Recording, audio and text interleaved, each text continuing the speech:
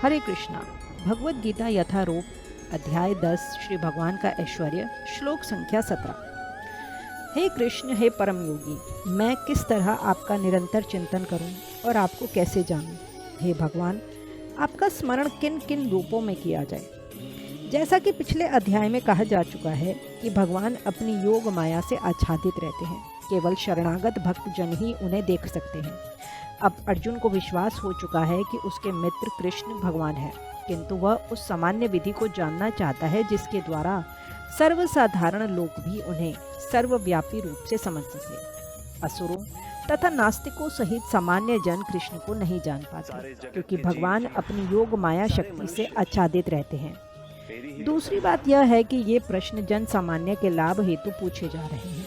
उच्च कोटि का भक्त केवल अपने ही ज्ञान के प्रति चिंतित नहीं रहता, अपितु सारी मानव जाति के ज्ञान के लिए भी रहता है।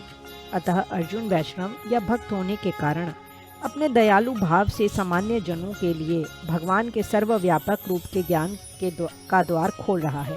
वह कृष्ण को जानबूझकर योगिन कहकर संबोधित करता है, क्योंकि वे योग माया शक्ति के स्वामी हैं, जिसके कारण वे सामान्य जन के लिए अप्रकट या प्रकट होते हैं।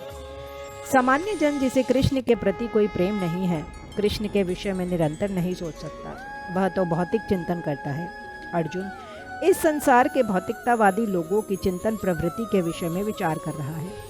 केशु केशु च भावेशु शब्द भौतिक प्रकृति के लिए प्रयुक्त है।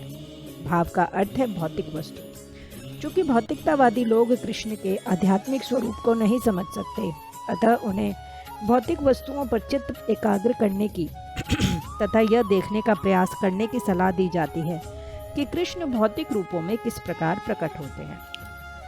श्लोक संख्या 18। इसी प्रकार का निवेदन नैमिषारण्य के शौनक आदि ऋषियों ने सूत गोस्वामी से किया था। यह निवेदन इस प्रकार है।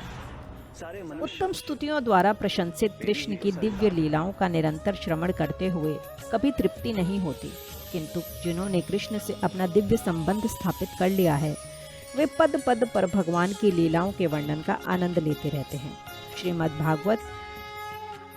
अतः अर्जुन कृष्ण के विषय में और विशेष रूप से उनके सर्वव्यापी रूप के बारे में सुनना चाहता है।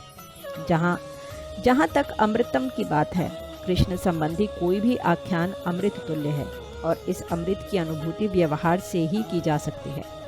आधुनिक कहानियाँ, कथाएं तथा इतिहास कृष्ण की दिव्य लीलाओं से इसलिए भिन्न हैं क्योंकि इन संसारी कहानियों के सुनने से मन भर जाता है, किंतु कृष्ण के विषय में सुनने से कभी थकान नहीं आती। यही कारण है कि सारे विश्व का इतिहास भगवान के अवतारों की लीलाओं के संदर्भों से पटा हुआ है। हमारे पुराण विगत युगों के इतिहास हैं, जिनमें भगवान के विविध अवतारों की लीलाओं का वर्णन है। इस प्रकार बारंबार पढ़ने पर भी विषय वस्तु नवीन बनी रहती है। इस प्रकार भगवद गीता के अध्याय 10 श्री भगवान का ऐश्वर्य की श्लोक संख्या 17 और 18 का भक्ति वेदांत तात्पर्य पूर्ण हुआ। हरे कृष्णा।